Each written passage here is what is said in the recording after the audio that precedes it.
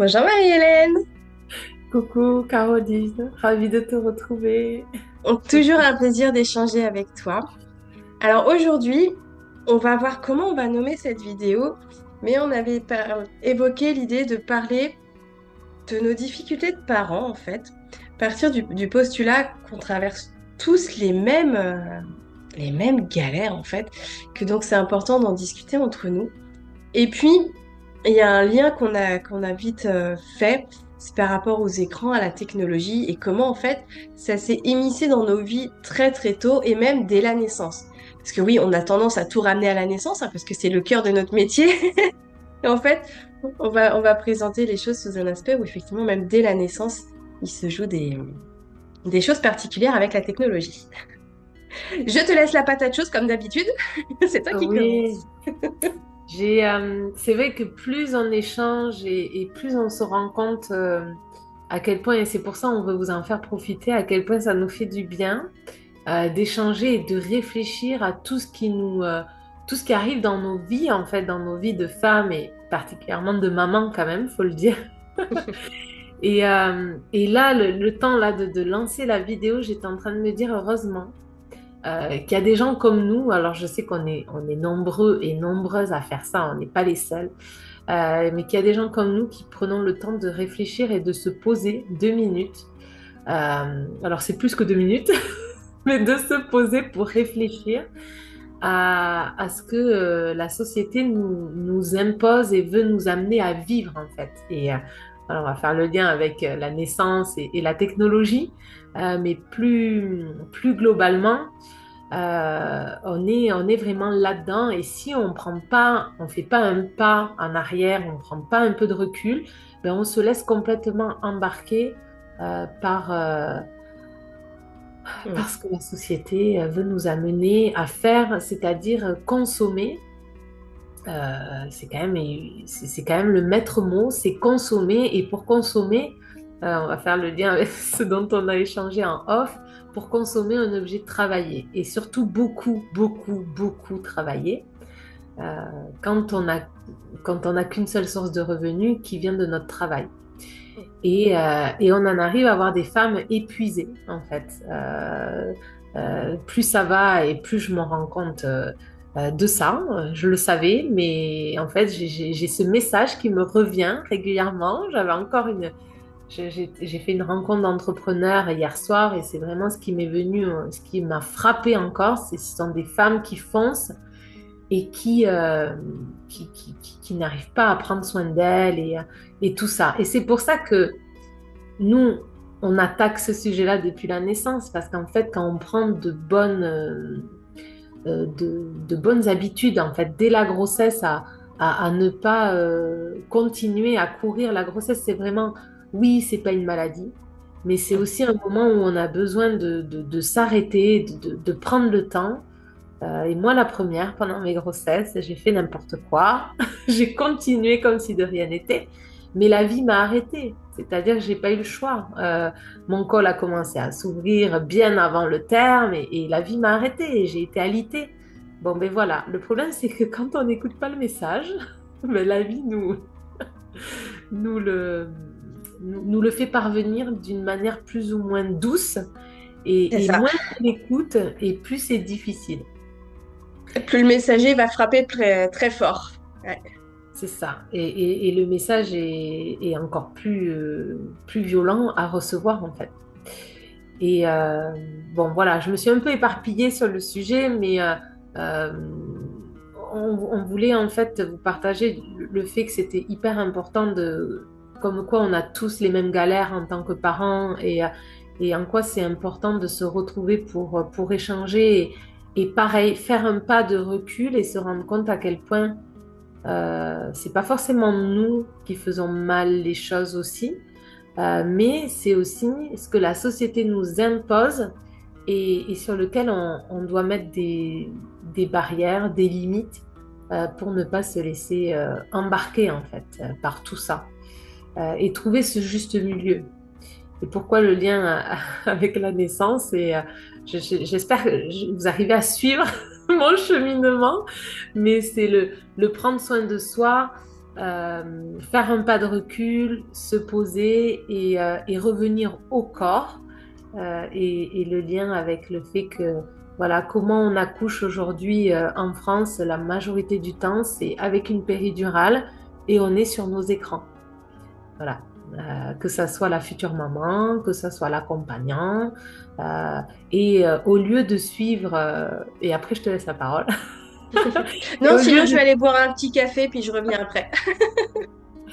Et au lieu de suivre nos contractions en étant pleinement présente avec elles et en étant pleinement présente avec nos enfants, ben on les suit sur notre application de notre téléphone, sous péridurale. Et voilà, c'était ça l'introduction que je voulais faire. Je te laisse poursuivre. Alors, pour qu'on recadre un petit peu, pour qu'on comprenne pourquoi on est en part dans tous les sens. C'est que avant de lancer la vidéo, on se voit toutes les deux, puis on discute un petit peu de quoi on a envie de parler. Et là, ce matin, on avait chacune, parce on se sert de nos vies, de ce qui se passe, et en fait, on avait deux points d'entrée assez différents et en même temps qui convergeaient, et on avait envie d'évoquer un petit peu tout ça. Donc, Marie-Hélène, c'est parce qu'elle a rencontré des femmes entrepreneurs, des femmes à la limite du burn-out. Et voilà, ce côté, je m'écoute pas, je fonce et je m'arrête pas, je suis déconnectée de mon corps, même s'il y a des signaux d'alarme partout. Non, je continue. Et puis moi, qui arrive avec mon... Oh, hier, je me suis pris la tête avec mon petit gars, et puis c'était terrible, et puis c'est encore pour une histoire d'écran, et machin. Et puis, on a tous les mêmes galères. Et en fait, ça gravite autour. Alors, je veux quand même dire quelque chose que Marie-Hélène m'a dit, qui m'a fait un bien fou. J'en ai eu les larmes aux yeux. Je sais pas si ça s'est vu tout à l'heure, mais grand merci. Au moment où j'explique à Marie-Hélène que voilà, encore une fois, à cause de ces foutus écrans, je me suis pris la tête avec mon petit gars. Ça m'énerve. Et la question, c'était, mais pourquoi? Mais qu'est-ce que j'ai fait de mal? Comment ça se fait que mon petit gars, il est comme ça? Et est-ce que tu veux redire, est-ce que tu te souviens de ce que tu m'as dit, Marie-Hélène? Sinon, je risque de le déformer. Alors, est-ce que je vais m'en rappeler? Ben, c'est vrai que comme j'ai eu un peu l'expérience avec mes grandes et j'ai un petit peu plus de recul, un petit peu plus à peine, c'est vrai que je me rends compte que c'est à nous vraiment de faire le travail. On leur met un outil dans les mains, mais en fait, c'est pas tellement ce que nous, on a mal fait, parce que combien de fois, moi aussi, je me suis dit, voilà, qu'est-ce que j'ai mal fait pour avoir des enfants comme ça? Et c'est plutôt comment j'ai pas réussi enfin, à leur apprendre à utiliser intelligemment ce que je leur mets dans les mains, en fait, parce que ça, c'est de notre responsabilité, vraiment, pour le coup. Alors, c'est trouver le juste milieu aussi entre on leur donne ou on leur donne pas, mais est-ce que vraiment c'est tout noir ou tout blanc? Est-ce qu'on peut pas trouver un juste milieu où tout le monde trouve s'y retrouve, en fait? On les prive pas complètement, mais en même temps, on les amène à utiliser les écrans intelligemment. Alors, je sais pas si c'est ça ou si c'est c'est autre chose, mais c'était pas C'est autre chose. En fait, moi, ce qui m'a fait un bien fou, c'est qu'à un moment, tu m'as dit, oui, effectivement, ça te pète au visage, mais c'est parce que tu l'abandonnes pas. Et que la facilité aurait été de dire, eh ben vas-y, garde tes écrans, mais je sais que derrière les écrans, c'est nocif pour lui, c'est nocif pour son développement cérébral, et qu'il y a plein d'études maintenant qui le montrent, que les enfants, s'ils ont trop d'écrans, après, au niveau de leur développement cérébral, ça pose vraiment des problèmes. Et ce côté de me dire, en fait, t'as pas fait mal, oui, oui, ça te pète au visage, mais c'est parce que t'es derrière lui, parce que tu l'abandonnes pas. Et tu vas me dire, ah bah oui, en fait, c'est pas forcément que j'ai fait quelque chose de mal, c'est que oui, il y a un moment, je lui ai mis entre les mains un outil qui peut être dévastateur s'il est mal utilisé, en fait. Et du coup, je dis, bon, ok, j'ai fait une connerie en lui donnant des écrans, mais je suis derrière et je l'abandonne pas. Donc ouais, des fois, c'est conflictuel, mais, euh, mais voilà, et ça, c'était... bah, ça fait du bien, en fait, d'entendre que Et c'est on là fait de où, notre mieux. oui, on fait de notre mieux, et c'est là où la facilité serait justement pour éviter le conflit, de Mm. pas de les abandonner finalement. Et beaucoup de parents sont là-dedans. Et c'est un peu comme Isabelle Filiosa parle de ça. Je t'en ai pas parlé tout à l'heure, mais je trouve que c'est hyper important.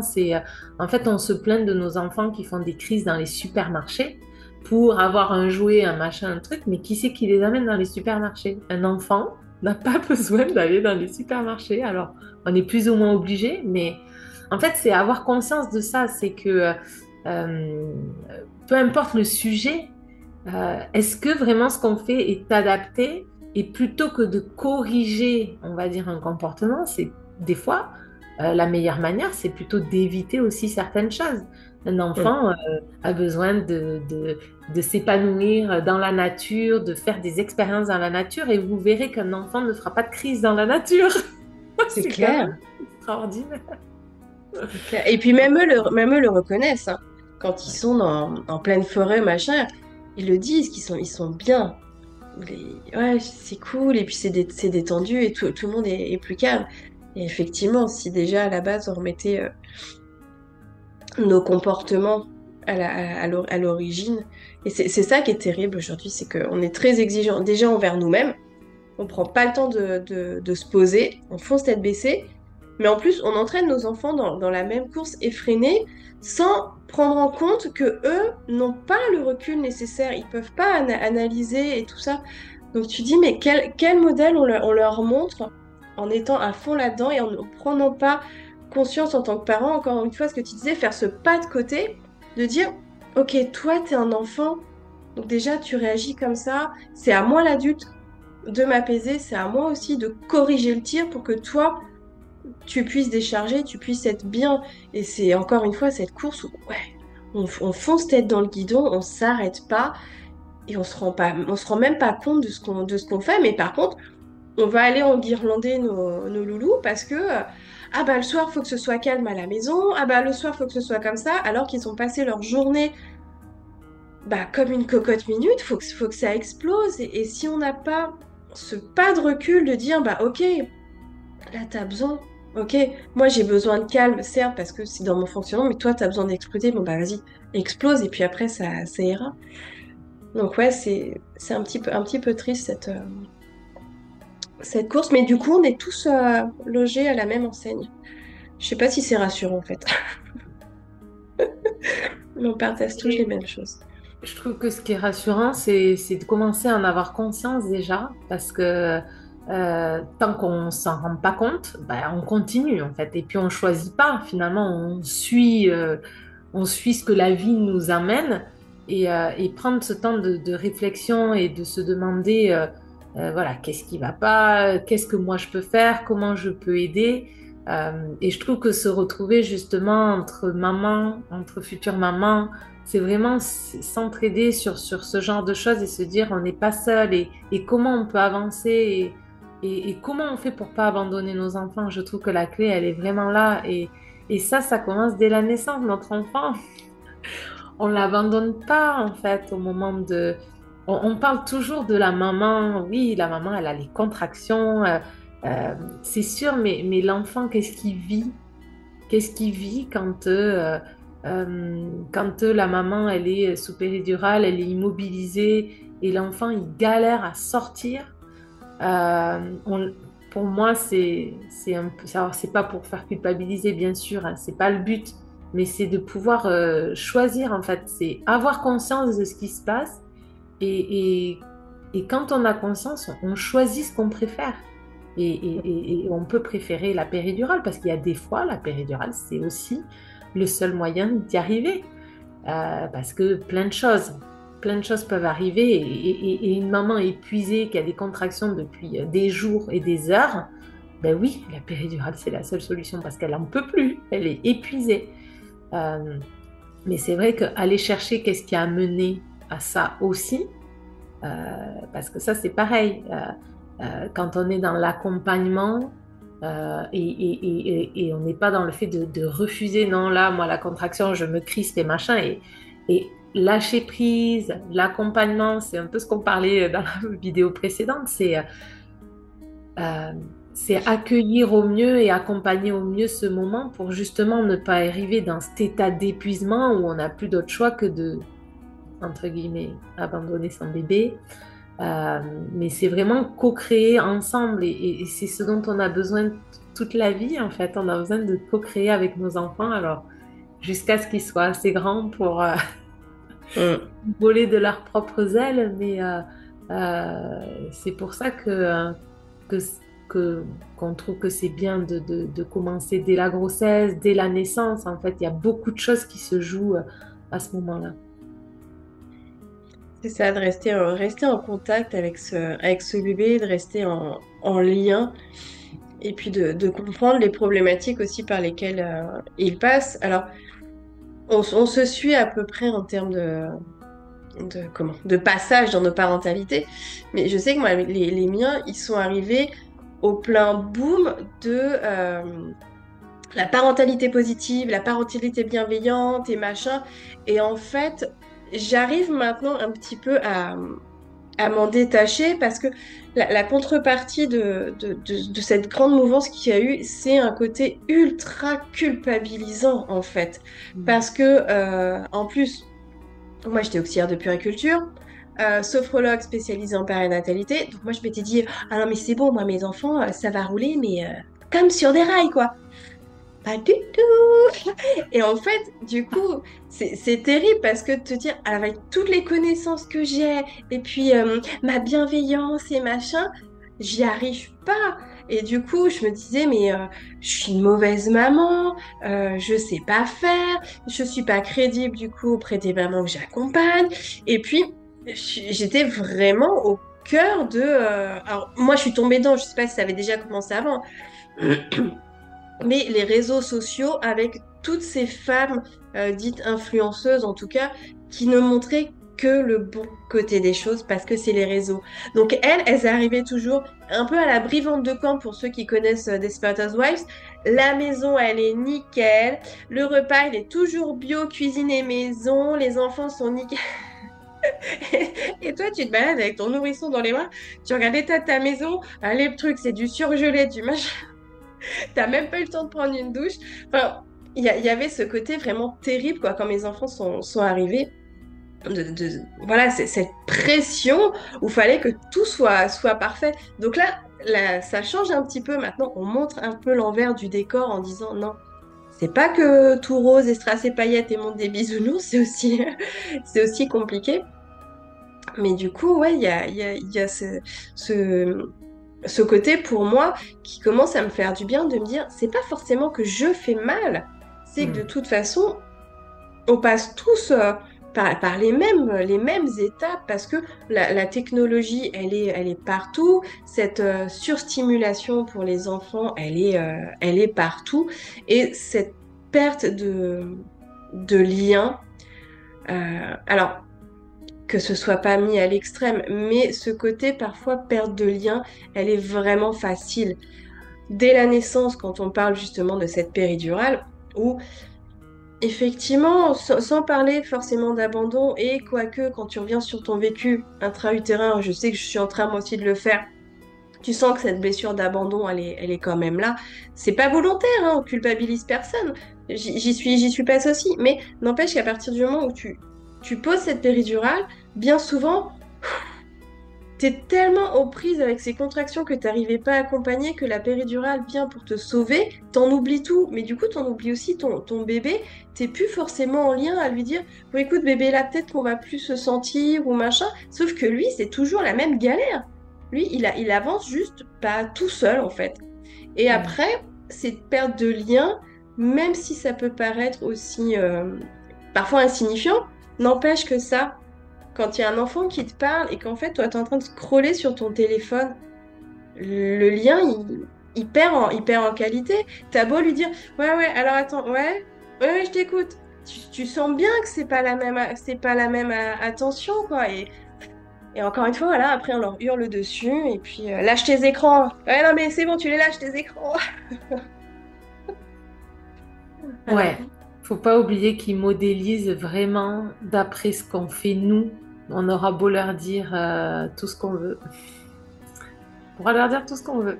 Mais ils feront ce que nous, on a fait, ce qu'on leur a montré. Ou alors peut-être tout le contraire, mais c'est toujours pareil. Euh, en fait, c'est toujours trouver le juste milieu. Et c'est vrai que ouais, abandonner son enfant, En fait, moi, ça fait vraiment partie des choses, et je l'ai déjà dit à mes enfants, hein, combien de fois. Je pense que depuis que j'ai décidé ou que j'ai pris conscience qu'elles seraient là, c'est que je les abandonnerai jamais. Alors, je ferai du mieux que je peux, bien sûr, et on fait tous du mieux qu'on peut, et des fois, on a besoin d'aide, et il faut pas hésiter à le demander. Mais c'est vrai que moi, je leur ai dit, en fait, vous pouvez, voilà, même être affreuse ou faire je sais pas quoi, n'importe quoi, je vous abandonnerai jamais, en fait. Je serai toujours là pour vous, et de n'importe quelle manière que ce soit. Et c'est là où je trouve que le chemin, il est beau et où on a... et moi, ce qui me drive, c'est vraiment de faire tout ce chemin pour elles. C'est que de me dire que tout ce que moi, j'aurais déconstruit, ben, c'est vraiment quelque chose que elles n'auront pas à faire parce que je leur montre aussi par l'exemple que autre chose est possible, autre chose que ce que la société veut nous amener à faire, en fait. Et c'est dans ce sens-là où, voilà, ne jamais les abandonner et des fois, par facilité, à plein de niveaux différents, eh ben, on peut, et on a le droit aussi. Je trouve que c'est important de le dire, c'est ce que tu disais, la maison parfaite, le machin. Mais on demande aussi beaucoup de choses aux femmes et c'est quelque chose où on doit s'autoriser à lâcher. On ne peut pas être tout le temps bien, parfaite, tout le temps, sur tous les sujets. Et il y a des fois où on a le droit de donner des écrans à nos enfants, mais c'est toujours pareil, c'est en conscience. Là, oui, parce qu'on en a besoin, mais quand c'est tout le temps, tout le temps, tout le temps, ben c'est là où il y a plus de limites et on en parlait. C'est une énorme addiction, les écrans, et ça peut faire péter une durite à nos enfants Et euh, à nous. et à nous par la même occasion. C'est vrai, c'est vrai, c'est vrai.